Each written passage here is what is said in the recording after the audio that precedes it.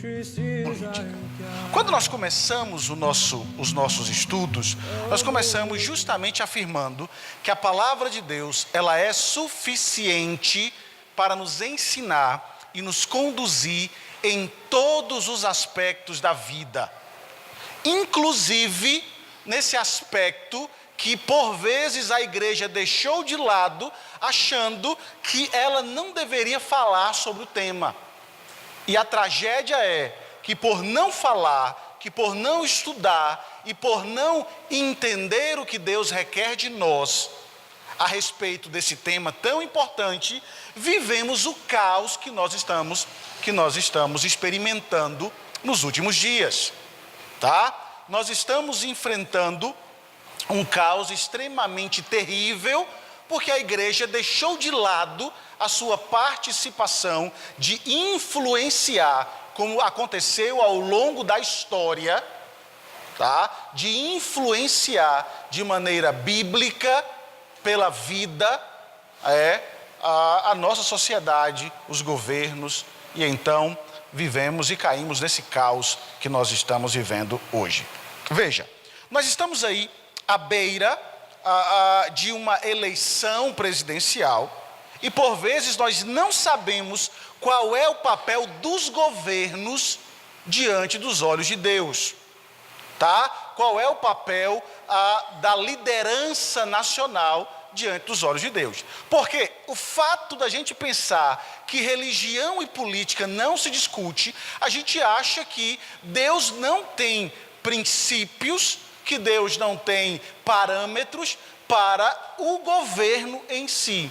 Eu quero mostrar para vocês essa noite que não é bem assim. Nós acreditamos que Deus tem determinações para todos os aspectos da vida, inclusive para o governo. E você vai perceber que o governo, ele foi estabelecido na Bíblia, tem um propósito, tem um porquê, e por isso nós precisamos entender. E entendendo, isso irá nos ajudar na nossa visão de mundo, possuindo assim uma cosmovisão bíblica de tudo, inclusive da política. Então, hoje nós veremos o que a Bíblia ensina sobre o governo. Veremos de que maneira devemos escolher os governos e quais são as responsabilidades dos nossos governantes à luz da Escritura, tá? Então veja, por que Deus estabeleceu os governos? Aí eu quero que você abra a sua Bíblia em Gênesis capítulo 9, tá? Gênesis capítulo 9, e permaneça com a sua Bíblia aberta em Gênesis.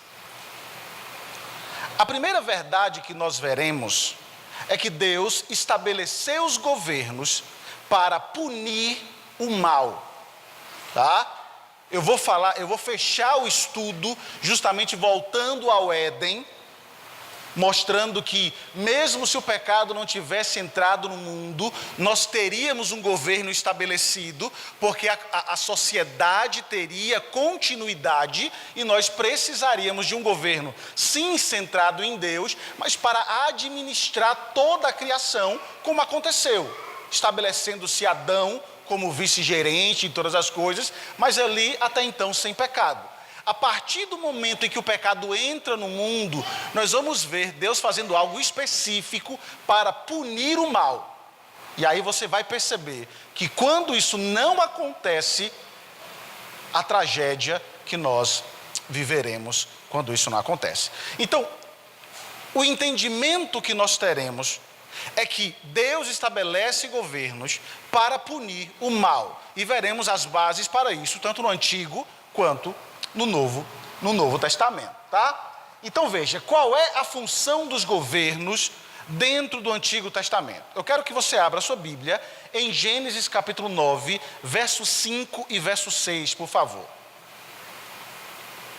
Quando falamos de política, sempre gera algumas questões que nós não estamos acostumados e que sempre tem um outro ponto que sempre vai ter discordâncias, mas a gente precisa entender o que a Bíblia diz sobre isso, tá? Então veja, vamos olhar o que diz Gênesis capítulo 9, versos 5 e 6. Olha o que diz o texto.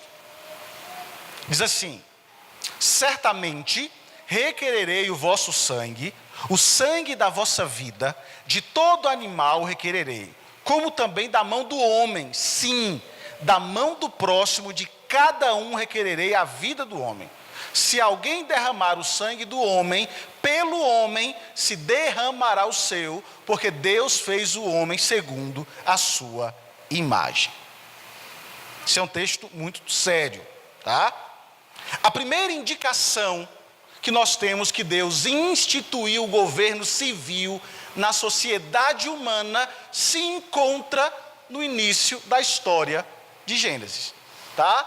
Veja, logo depois do dilúvio, quando Noé e sua família saem da arca, nós percebemos Deus estabelecendo um princípio muito sério, relacionado à punição do mal, tá?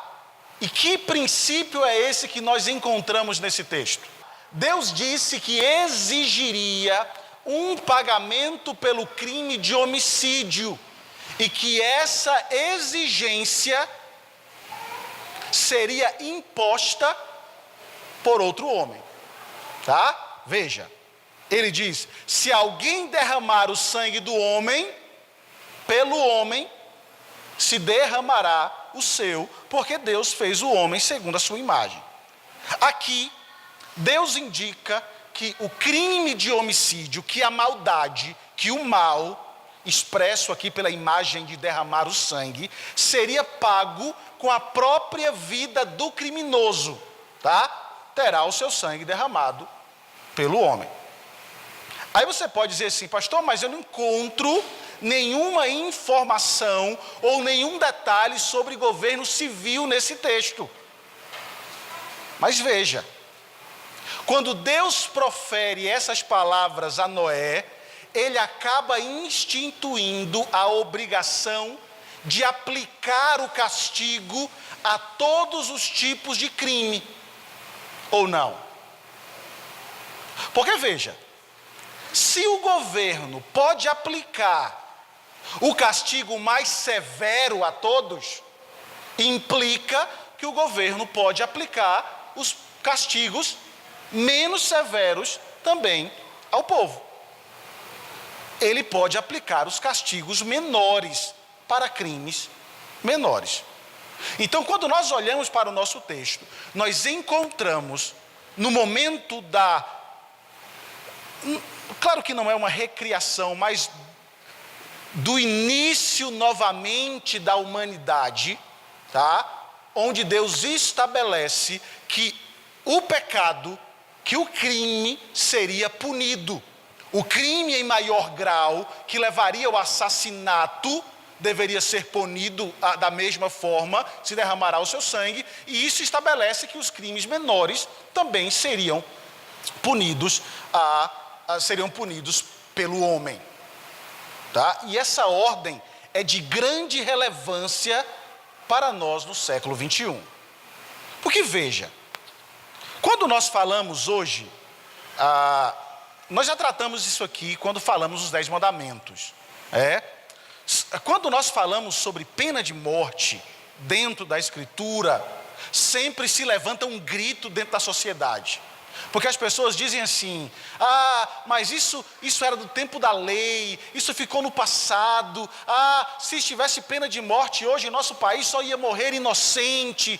A gente sempre encontra essas desculpas.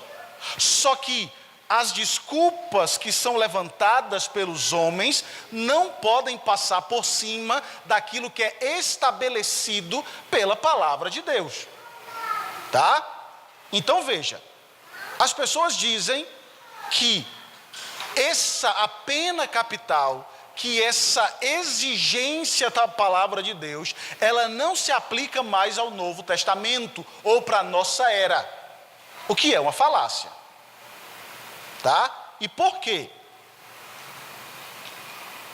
Essa lei foi dada a Noé muito antes do estabelecimento do povo de Israel como descendência de Abraão, ou do estabelecimento de Israel como uma nação distinta.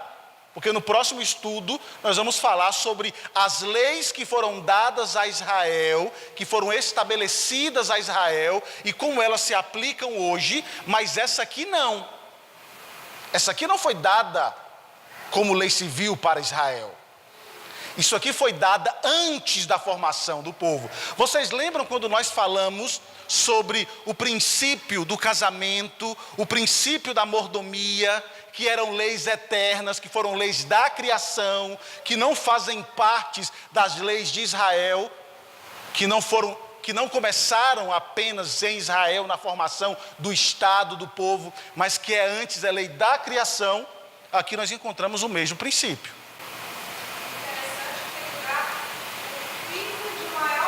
Sim, e ele aponta o fato de que esse crime precisa ser punido.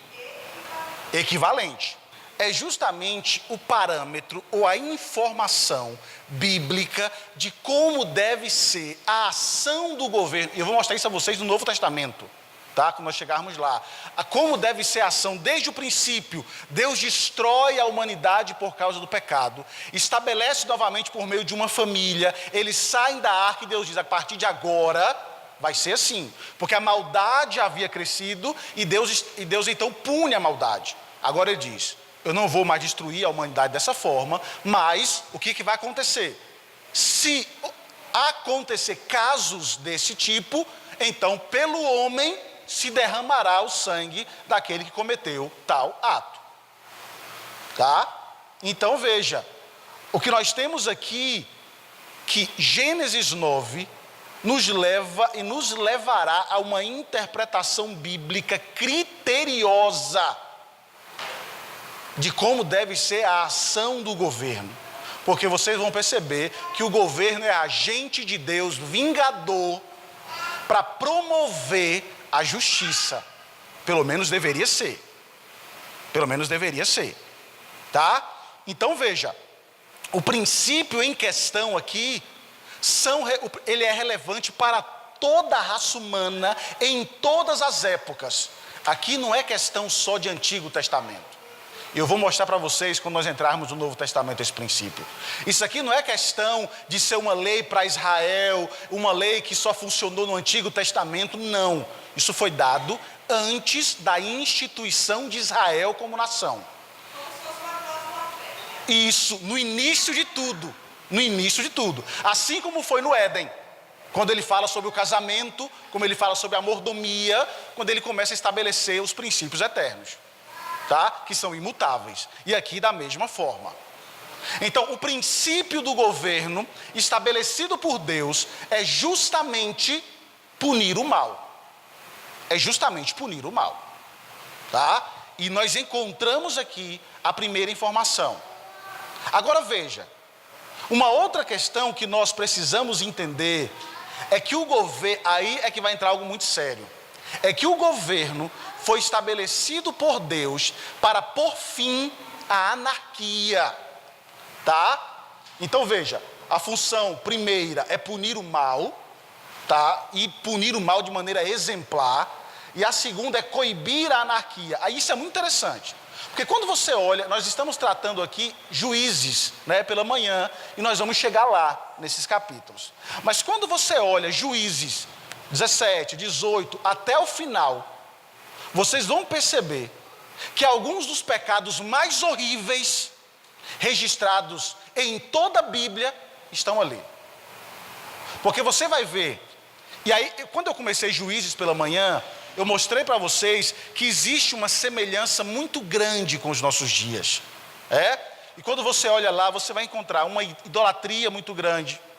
Você vai olhar estupro coletivo acontecendo em Juízes. Você vai encontrar assassinato. E o que me chama a atenção, que quando você começa cada capítulo, 17, 18, 19, você vai olhando, existe uma informação que se repete constantemente. Porque não havia rei sobre Israel, o povo fazia cada um que achava que era certo. Quando não existe governo, quando o governo não age de maneira correta, cada um age segundo o seu próprio coração, segundo aquilo que ele acha que é correto. E aí o mundo vive um caos e uma anarquia.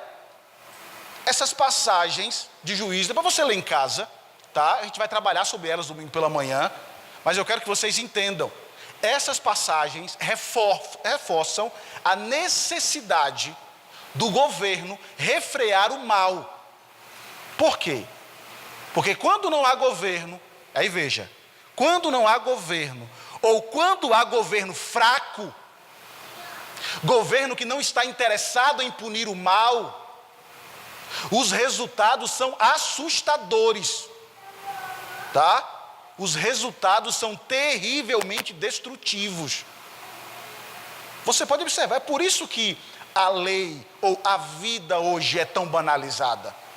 Porque não existe um princípio de punir, de acabar com essa anarquia.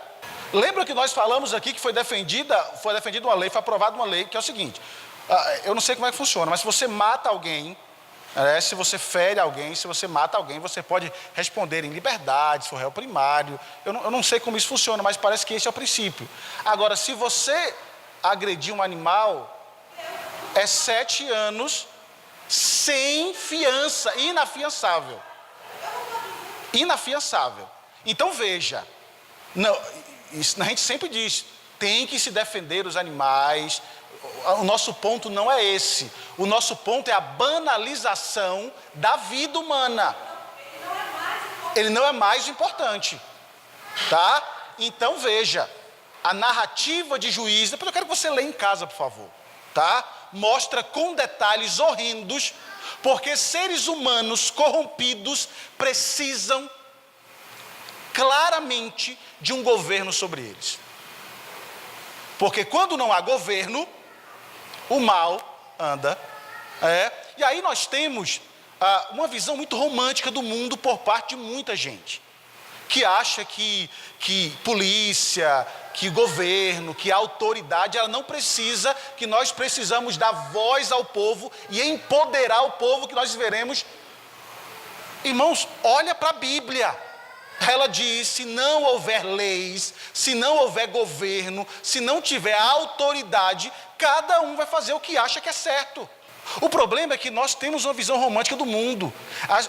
Vocês vão ver muito isso. Não, nós precisamos, porque o ser humano não é bom. O ser humano é corrompido, o coração é pecaminoso. Não, e agora tudo é amor. Jesus só amou, Jesus não julgou ninguém. E eu vou mostrar também essa questão já no final. Então veja, quando não há autoridade governamental para deter os perversos, o mal se propaga. E aí quando você olha, o povo não olha para Deus, não tem um rei para botar ordem na coisa, e cada um vai fazer aquilo que ele acha que é certo, e o final disso é